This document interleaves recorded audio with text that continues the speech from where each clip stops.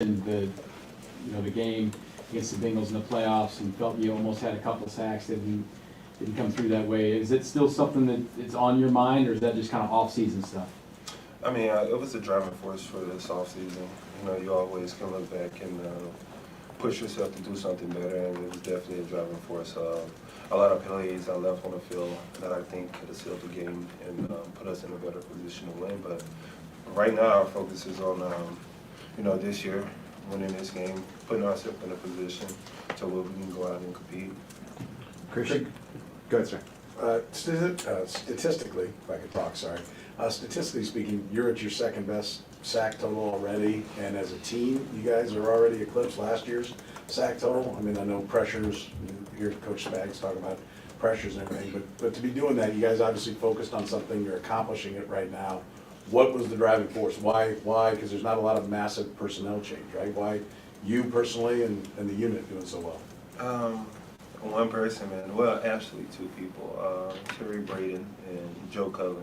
We got some of the best coaches in the building, and we're just very fortunate. We got a very good group, very young group, a lot of hungry guys in our room. Started with the leadership of Frank Clark, Carlos Dunlap, then younger guys like Colin Sanders stepping up this year. Derek Nottie, who's been in this system for 4 to 5 years, and Mike Dana, Tershawn Ward, a lot of guys who's hungry to show that, they belong in this league. Chris, Andy mentioned a couple of weeks ago that the difference in you early in your career and now is just how much you've concentrated in the off season on your body and the shape you're in and stuff. I'm wondering what motivates you to do that and how you've seen the difference play out on the field. A six-pack. I've been trying to get this six-pack for 3 years. Right now I'm getting older, so the older you get, it's harder to get. Now, honestly, I think it's a huge part of nutrition. We got a heck of a strength staff and nutritionist staff here. Barry Rubes, me and him, we gained a huge personal relationship this offseason, and my goal was to make sure I come back in the best shape I've been in a while. And we focus on that throughout the year. It's a building process. It's a marathon, but we just continue building. We see you at Joe's. Are the Joe's fries part of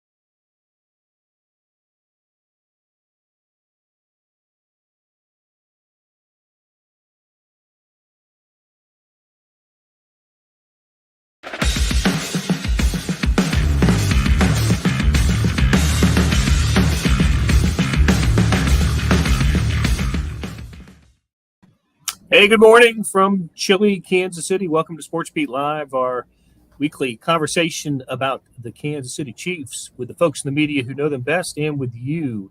So send us your questions and comments, and we'll talk Chiefs with you guys. We've got Vahe Gregorian, Jesse Newell, and Herbie Teope here today. Guys, how we doing? Everybody good? Just great. Hearing no objection, we will continue on.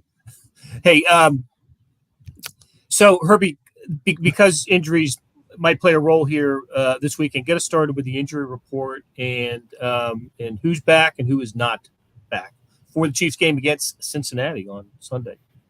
Yeah, let's start off with first off who's back. Juan Thornhill, who did not play in Week 12 with the calf injury, he put in a full practice Wednesday, so that's a good sign that he's trending up. The same thing with left guard Joe Tooney, who did not play with an ankle injury. He put in a full practice Wednesday, so that's absolutely a good sign. Last week, they went to Nick Allegretti, who actually held his own against Aaron Donald. So getting those two pieces back, though, it certainly bodes well for the Chiefs leading into Sunday's showdown with the Cincinnati Bengals. As for the players who did not practice Wednesday, There were three of them. Kadarius Toney is probably the biggest one. Obviously, he's still dealing with the hamstring injury. The Chiefs are not going to push him to come back sooner than later. They're going to take their time with that. Juju Smith-Schuster didn't practice with an illness, and Jerick McKinnon, who's been dealing with all kinds of injuries on the injury report, shoulder, hip, whatever. He's dealing with a hamstring injury now, and he did not practice Wednesday as well. So that, right now, those are the three big names, but the two names coming back is good news. Yeah, I want to emphasize Allegretti's game. It looked like he really, as you said, Herb, he really did hold his own in place of Joe Thuney, and that's for the Chiefs to have that kind of depth at offensive line, pretty good thing for Andy Reid's team. He'll tend to agree. I mean, you got to remember that first series there, it looked like Aaron Donald was on his way to have himself some kind of a game there. He recorded 2 tackles and a quarterback hit on the Chiefs' first series. But we find out yesterday or Wednesday, we find out that Aaron Donald suffered a high ankle sprain in that first quarter. Oh. But the fact that they were still able to negate Aaron Donald after that first series is pretty good. And you got to give credit to Creed Humphrey, Trey Smith, and of course Allegretti. Okay, Cincinnati Bengals are the opponent in the Queen City on Sunday, late afternoon slot. So I got to tell you guys. So Patrick Mahomes been the starting quarterback since 2018. Actually, started the final game of the 2017 season, and he's had his good games, and he's had a few bad games in his career.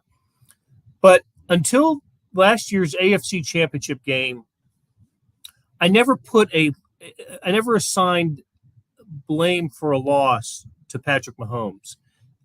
Chiefs lost games, of course, but you could find reasons why they lost outside of the quarterback position. It was the defense, drop balls, fumbles, didn't manage the game well from a coaching standpoint.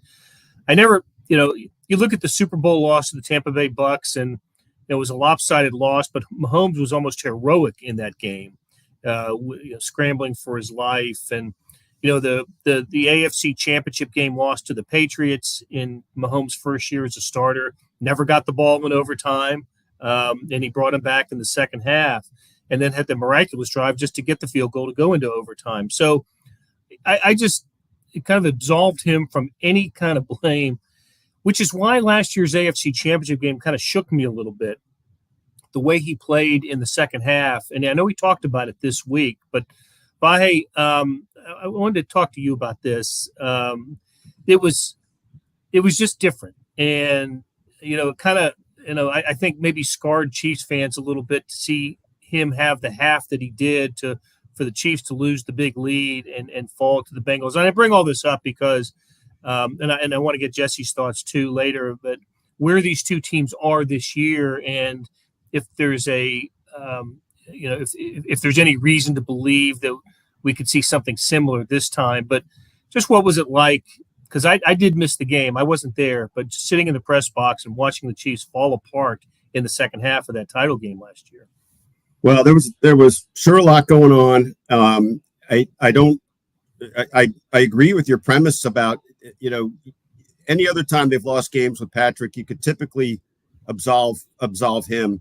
But this was such a crazy different second half, starting with the end of the first half, of course, with that sort of ill-played final sequence that could have been a knockout blow. For Seinfeld fans, it could have been the death blow. And it wasn't. And then, look, Patrick threw 2 interceptions after halftime. I always think about the back-to-back sacks down near the goal line, that the time management on that sequence.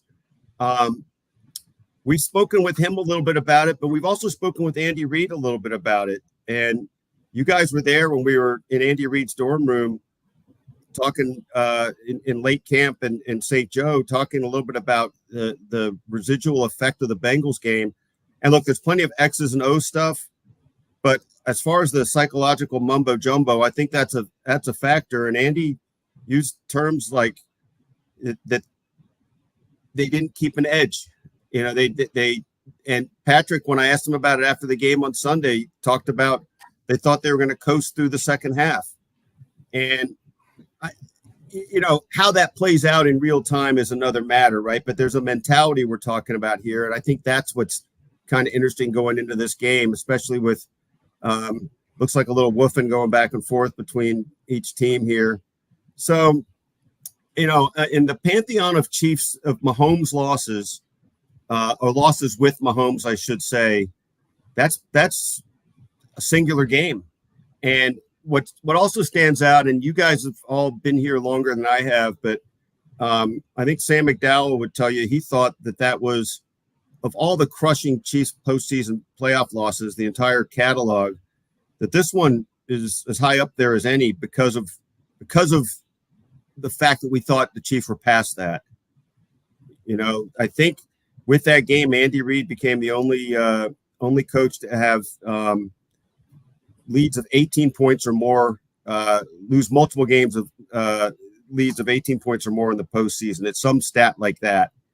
So there's a lot there. I kind of rambled, but that's how I roll. We like rambling, and you're right. The three. He's the only coach to have 3 playoff losses after holding leads of 18 or more, and that was the first one though with Patrick Mahomes. The other 2 came with Alex Smith at quarterback. So, Jesse, you were at the game, and you had just started covering the Chiefs. It must have been.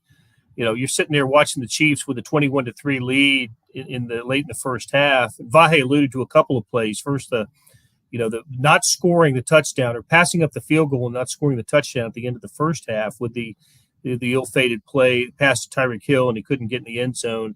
But also, Joe Mixon with the long touchdown. I think it was a short reception, and maybe it was a run. I can't remember, but it was about 40 yards to kind of give the Bengals life, and then they continued that life with keeping the Chiefs out of the end zone just before halftime. And I thought in a critical sequence, the Chiefs got the ball to start the second half, and Mahomes went incomplete to Travis Kelce and Tyreek Hill and gave the ball right back to the Bengals. So I just had a sinking feeling at that point, and my feelings were true as it turned out. But, first of all, Jesse, what were your thoughts as that game was unfolding, and how much should Chiefs fans think that there's, it could be a motivating factor for them on Sunday? Yeah, I remember doing this SportsBeat Live after the game, and the Chiefs were up 21-3, and I said if you'd have given me 1 million reasons for why the Chiefs might lose to the Bengals after being up 21-3, bottom 5 on the list would have been that Patrick Mahomes fell apart. And that's what happened. I mean, there's been some discussion this week about it. Patrick Mahomes was asked about it yesterday at the press conference, sort of like, do you have guardrails now?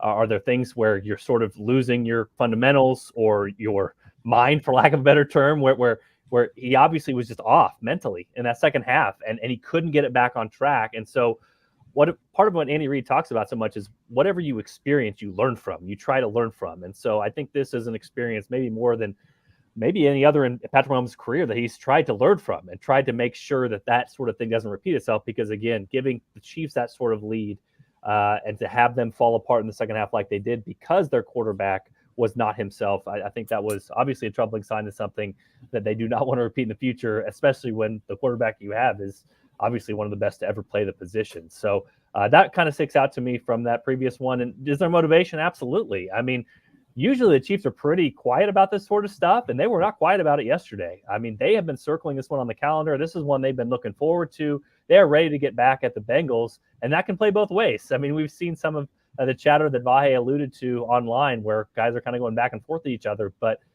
this will be a fascinating matchup. And with the Chiefs schedule the way it is the rest of the way, maybe one of the only fascinating matchups left here in the regular season, but this has huge ramifications. I was looking at 538. The Chiefs win 81% to get the number 1 seed. If they lose, 43% to get the number 1 seed. So take care of business here, and you really have your destiny in your own hands moving forward. And the Chiefs can kind of put a lock on this AFC and getting that all-important bye. So this is a really big game in every single way you can make it possible. But that vengeance factor, that revenge factor, that Patrick Mahomes wanting to show that he can be better against that team factor, and we've seen so many times when he counts on his fingers, all those sorts of things, it feels like one of those sorts of games where that sort of thing might be possible. You know what's funny about it all, though? You're reminding me of this, Jesse. Of course, the Chiefs' only other loss in the last 2 months last season was at the Bengals with a second half collapse, which you would have thought would have informed their mindset going into this game. So I don't know. I don't know if we think the Bengals are kryptonite or anything, but it will really be interesting. Every element you just described is going to be really interesting to track in this game. This is by record, Herbie. Am I right that this is the toughest opponent that the Chiefs have left, or the team with the best record that the Chiefs have remaining on the schedule? Yeah, you get through the Bengals, and it's almost, when you look at obviously anything can and will happen on an NFL Sunday, but you get through the Bengals, you got the Broncos, you got the Texans, the Seahawks. The Broncos twice, and then you close out the season with the Raiders. So, yeah, this is a game they absolutely cannot lose, especially with first-round seeding, first-round bye implications for the postseason on the line, and games that you should win to close out the stretch on a high note. The Chiefs already have the worst schedule in the NFL left, and that's with the Bengals. So if you get by the Bengals game, then it becomes like the worst by far. So yeah, this is a huge game for the Chiefs, and they obviously can take their foot off the throttle a little bit if they win this game because it's just what it is. Denver's not good, and Seattle's better than we thought, but still not great. And Texans are terrible, and the Raiders have kind of fallen apart. So yeah, this is a really, really. You just can explain it every single way. This is a really important game for the Chiefs, whether you want to talk about motivation, standings, bye, the rest of the schedule. It's the biggest game of the year left until the playoffs start. So the 538 figures, Jesse, that you referenced, with the Chiefs' chances of being reduced, of being the number one overall seed, going from 80-something to 40-something, even if the Chiefs lose, they'll still have a game lead on the Bengals. I would think that would be a Buffalo thing. If Chiefs would be tied, if assuming Buffalo, I don't know who Buffalo plays this. Oh, they play the Patriots, I believe, in primetime. And so the Chiefs, what they can't do is be tied with Buffalo. And that's where that to me Buffalo would be the one that would really benefit from a Chiefs loss this weekend. Absolutely, yeah, they would be tied then. As you said, the Chiefs would not have the tiebreaker based off the head-to-head earlier this season. So just plug that Chiefs loss in. The Chiefs would be 44% to get the first round bye. Bills would be at 30%, and then Dolphins start to be sprinkled in there at 12%. Bengals on the outside looking in at 8%, but again, they would have the all-important tiebreaker against the Chiefs. So that's kind of what you would be starting to look at with that. Otherwise, again, if the Chiefs win, then they really would almost have this thing not on ice completely, but looking really good going down the stretch, especially with the schedule that they have.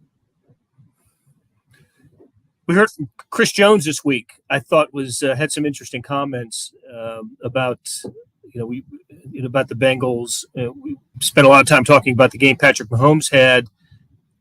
Chris Jones had a couple of sack opportunities in the second half of the AFC title game a year ago, and could not bring Joe Burrow down, and that had to stay with. It sounds like it stayed with Chris Jones during the offseason. And if Patrick Mahomes is motivated to beat this Bengals team, Chris Jones has to be equally motivated.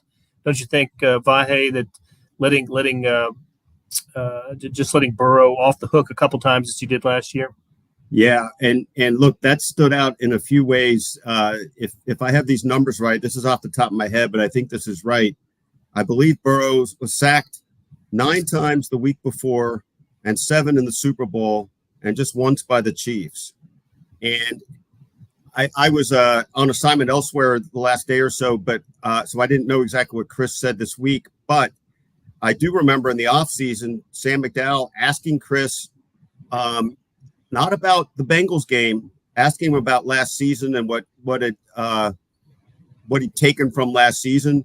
And the first thing Chris talked about was, I don't know if he used the term whiffing, but missing a couple sack opportunities. And so that was exactly at the top of his mind, even in a broader context.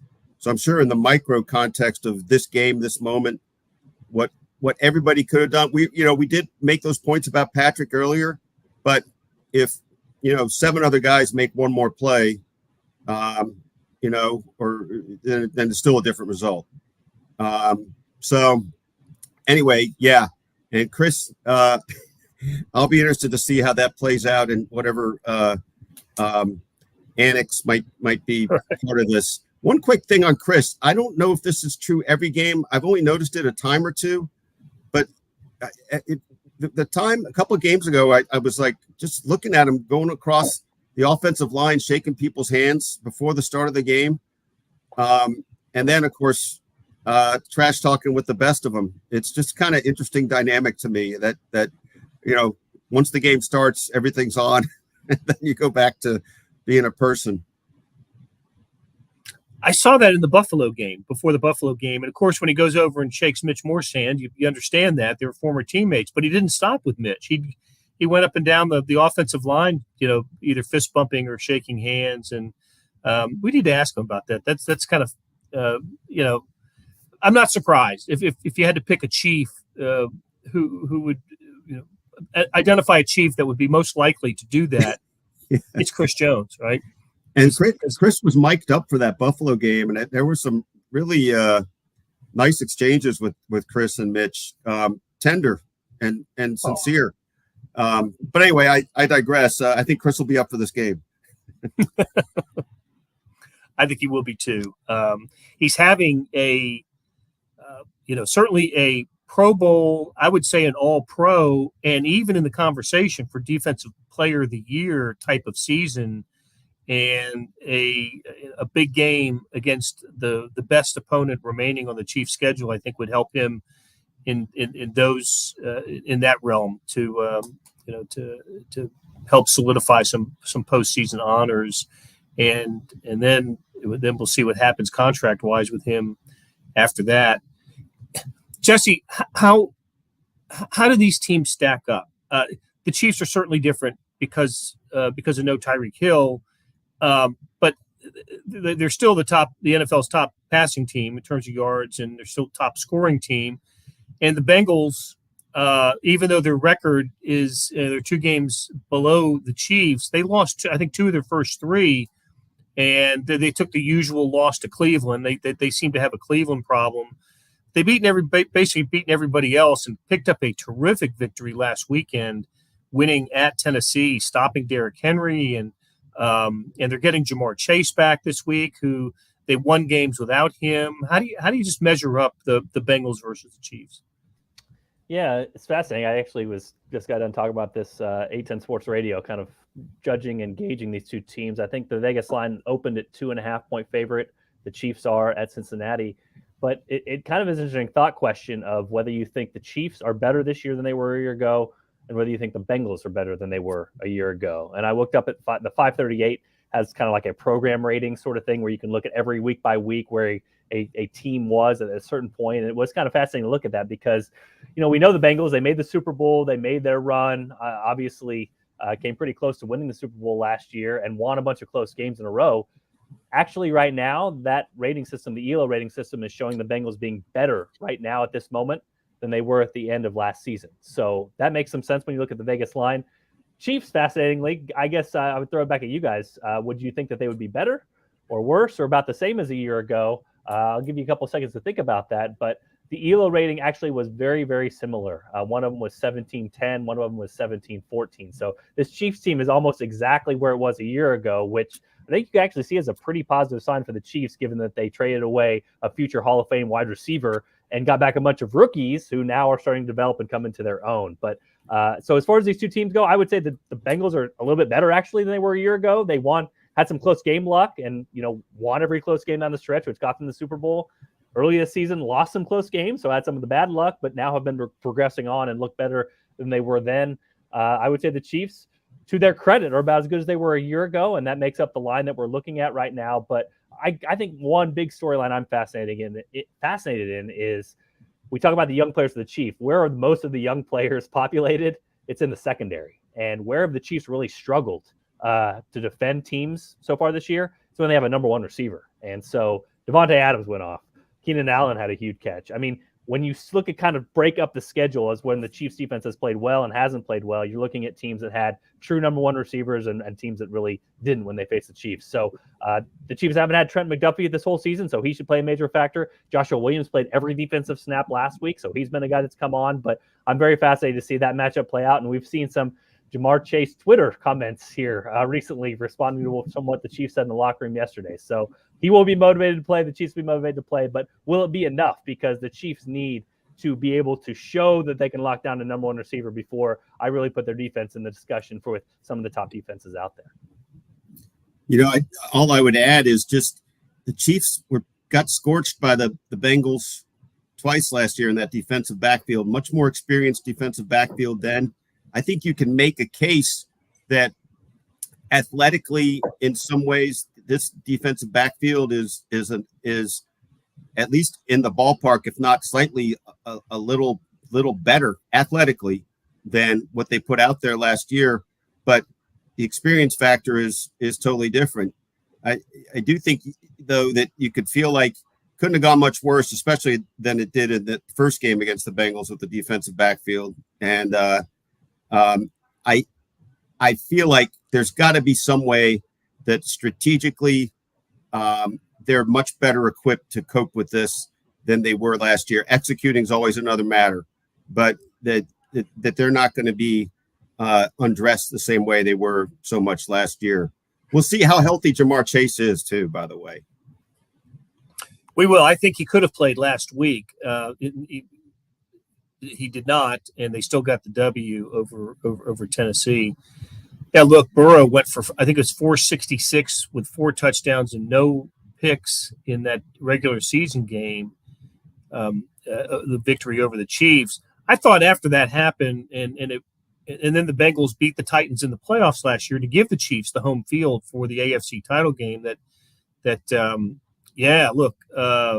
Chiefs they've got the revenge factor. They've got all the emotional factors on their side. They will have studied how to play Jamar Chase and Joe Burrow and that Bengals passing attack, and game was at Arrowhead now. And the Chiefs for a half took full advantage of all of that, and then the second half happened, and I'm still at a loss to describe why it happened in that AFC title game. So, hey, let's shift it quickly and talk about the running back situation. Melvin Gordon, now a member of the Chiefs. Man, I've covered a lot of games where he's had that he's pounded the Chiefs playing for the Chargers and the Broncos. He's had a couple 100-yard games against the Chiefs. And Jesse, just break down why he's with the Chiefs and what might be the playing options for him. Yeah, and real quick, in fairness to the Chiefs, I think Chase went for 6 catches, 54 yards in the AFC Championship game, so they obviously had a different game plan for him. It just wasn't enough with some of the other weapons that the Bengals were able to hurt the Chiefs with. But they did have a different game plan in that one, and obviously it was not the 266-yard performance or whatever that first game was for Chase when he went off against the Chiefs in the first one in Cincinnati. But Melvin Gordon, I think it's to be determined right now. I don't know. He's on the practice squad. We've heard some reports or whispers out there, potentially he could get activated, but I don't know. I mean, this is one of those Chiefs teams where you sort of, if nothing else, you want to do no harm, if you will. And Melvin Gordon coming in as a guy that lost his job in Denver and got released because he fumbled the ball. And it just doesn't seem like the Chiefs have too much stomach to be able to put somebody out there if they can't trust him. Now, this also is kind of one of those reclamation projects that Brett Veach seems to love, former first-round picks and those guys that are talented that he loves to bring in. But on the practice squad now, Andy Reid basically gave the we'll see answer earlier this week, and Herbie asked him about what Melvin Gordon's role would be. But it might signify what we probably already knew about the situation, which is the Chiefs are not, or maybe Andy Reid is not completely in love with Ronald Jones. And so at some point, if there's an activation to be made or a switch to be made there, that Chiefs most likely will be releasing Ronald Jones. But as of now, it's depth. It's a guy on the practice squad. It's a guy who has a lot of accolades, a 2-time Pro Bowler. And so can he help the Chiefs? I don't know, but I do know if he does get in there and fumbles that he would have the shortest hook of all time, because the Chiefs right now are a team, as we've seen with the special teams, the punt return game, they need guys to basically just not screw up and give the ball back to Patrick Mahomes. And if you're not aiding that cause, then you should have a quick hook. And that's the same way with Melvin Gordon. It's funny, if he were a young player, you would say, well, if he fumbles once, he'll get a second carry because Andy likes to put him back on the horse. But I think in this case, it's become such a part of his brand, if you will, right now that you've got to see that he won't do it. And I don't know how many chances you can give him that way. I don't, I should know this. I don't know how much before this year that was his issue or not. I just don't know if it was something that was always lurking before or just really came into this year. I suspect it was really whatever it had been. It was just so amplified this year again and again. I think 5 times, four or five, a couple in key situations. Yeah. So I don't know that as the old newspaper line goes, twice is a coincidence, 3 times is a trend story. That's beyond a trend. So let's see if it even comes into play. Well, I like the differentiation there, Vahe. As I think about it, if you're a young player, a rookie or a youngster, and you fumble, you absolutely not only do you get another chance, you get the next chance. When Kareem Hunt fumbled to open that Patriots game back in 2017, the next time the Chiefs were on the field, the ball went to him. And Isaiah Pacheco earlier this year, Sky Moore after losing the fumble Sunday. Didn't the first play go back to Sky Moore after that? First pass. I think there was a run before that. I want to say it happened in Indy too, though, that a pass went right to Sky Moore after that. Yeah. I think it's close to it. And then I think about LaShawn McCoy fumbling the ball. I think it was against the Colts in a big spot during the Super Bowl year. And that was like the last we saw of LaShawn McCoy. If you're a veteran fumbling, you're, hasta la vista. You're done. So, let's be honest about this too, Blair. Like Melvin Gordon has the big name, and we've all heard of him. All those sorts of things. I mean, his greatest role for the Chiefs right now is doing what Ronald Jones did last game. 4 carries, 1 catch, back up to Isaiah Pacheco when Clyde Edwards-Helaire is still hurt. So. That's the kind of guy who can't fumble. You know what I mean? Like, if you're giving Sky Moore more opportunities, okay, great. If you're giving Kareem Hunt more opportunities, well, he's your starter.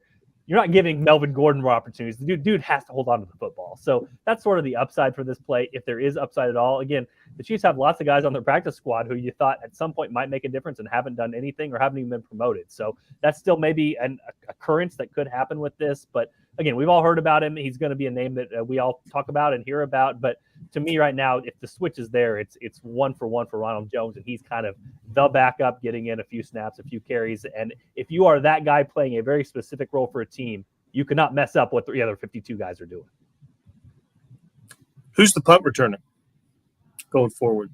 And should they even try to return punts?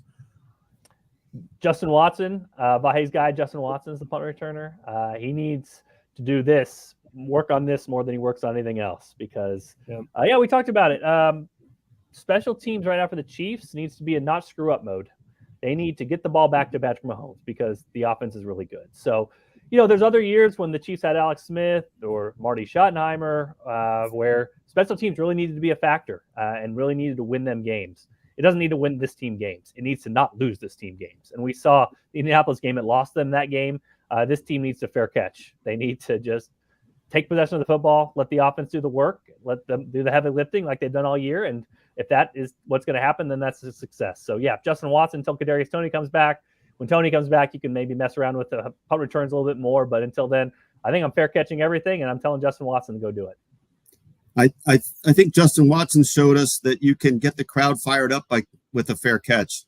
I don't know if he just subconsciously suddenly was taken with the crowd derisively cheering his catch, but the idea that he was whooping up the crowd because he caught the ball, I didn't get to talk to him about it, but it was pretty striking moment. I think I go back to Jesse's Hippocratic oath with first do no harm. I mean, you just gotta I mean, really, even I think you could even make a scientific case, and I bet Jesse's equipped to do it, that all the math tells you ball to Mahomes every time. Just no matter what, nothing's more important than ball in Mahomes' hands. More important than 4 extra yards or 8 extra yards. More important maybe than a touchdown every 47 returns. I think you could probably make a case that you just always do that, other than inside the 5, and you assume it's going to go in the end zone. Yeah, the statistical term via is variance. You know what I mean? If you're the underdog, you want to shoot a bunch of threes. You want to play full court press. You want to do you want weird things to happen, because you need weird things to happen to pull off an upset. The Chiefs are the opposite of that. Like, if the Chiefs play their C game and the other team plays their C game, the Chiefs are going to beat 98% of the NFL. Maybe they won't beat the Bills. Maybe the Bills will be a game where we could, debate about this, and one team is barely better than the other. But if you're the Chiefs, you don't want these swings. You want this, and fair catching is this, and special teams not returning kickoffs is this. So I think most times, again, you're going to bank on Mahomes. You're going to put on his back. You're going to believe that you're the better team. So you do not want the big ups and down turns, and that's what they've gotten from Sky Moore as a punt returner, and that's why you would have to figure they're not going to put him back there again this season. Hey, All that. Yeah, go ahead. Sorry, no, just before we go, I wanted to. I happened to see Rob Nassari's questions about Patrick and his interview on New Heights. I don't know if you guys got to see it. I saw a couple snippets, and 2 things that were kind of interesting. The way Patrick described telling the Chiefs that somebody might draft him if they don't move up to get him. Basically, Travis Kelce's conclusion was, "So you drafted yourself," which was hilarious. But also Patrick telling the story. I've not heard this story, and we've done a lot of pieces about Patrick's first meeting with Andy. Evidently, Matt Nagy fed Patrick a cheat sheet of the plays that were going to be discussed the next day, and that Patrick basically pulled an all-nighter. At least he was studying instead of just assuming the answers, but he had a little help. I don't think we get Matt Nagy today, but I think that'll be fun to ask Matt about. Or maybe we do get him today. We do get Matt Nagy today, and that was an amazing story from Patrick. So basically, he gave him the test before the test the night before. So he gave him the Chiefs playbook. Patrick stays up all night and then comes in Andy, and he's like, "Hey, what do you think about this play?" And Patrick, "Oh, I would do this and this and this and this." And so he aces the interview because Matt Nagy gave him the answers. So this will be great to ask Matt. But again, we give Brett Veach so much credit for his love of Patrick Mahomes and Andy Reid so much credit, but maybe we need to give Matt Nagy more credit. He was the one that sort of was like, let me see if I can find a way to get this guy on my football team. Yeah, well, I like the way. Go ahead, Blair. I was going to say, but also give Patrick Mahomes credit for running with it. It's one thing to give somebody the cheat sheet. You got to take advantage of it. You got to write it down on your wrist. Right. But I like the way Patrick phrased that was something along the lines of that Matt kind of liked me. So he gave it to him. So, yeah, I bet Matt will be good on the topic. All right, so we'll stay tuned for that later today. And look, we've run over, but always good conversation with folks like Vahe Gregorian and Jesse Newell and Herbie Tiopi, who joined us earlier. George Howard produced today's show, and we loved talking to you all. Hey, we're going to come at you again after the game. We've got a post-game SportsBeat Live on Sunday, probably about 8:30 p.m. So please join us then, and we'll talk Chiefs with you. Until then, thanks a lot, and have a good day.